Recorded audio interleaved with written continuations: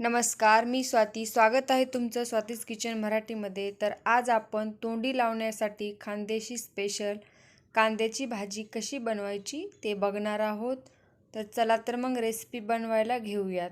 तर या ठिकाणी मी 3 ते 4 कांदी मीडियम साईजच्या आकारामध्ये कापून घेतलेली आहेत. आता आपण भाजी बनवायला घेऊयात. त्यासाठी गॅसवरती तवा ठेवायचा आहे. त्यामध्ये 1 चमचा तेल टाकायचं आहे.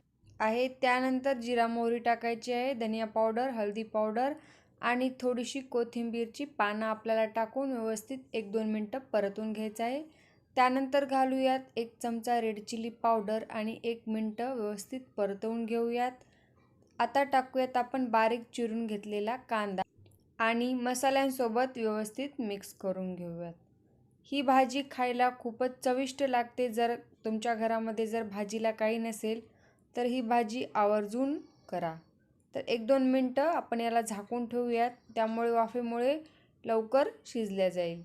तर अशा पद्धतीने आपण परत एकदा व्यवस्थित मिक्स करून घेऊयात.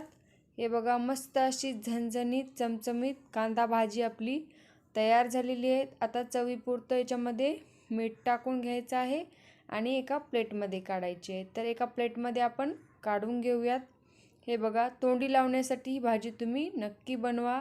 तर कशी वाटली आजची रेसिपी नक्की कमेंटमध्ये कळवा आणि अशाच नवनवीन रेसिपीसाठी चॅनेलला सबस्क्राईब करायला विसरू नका. भेटूया पुढच्या एका नवीन व्हिडिओमध्ये.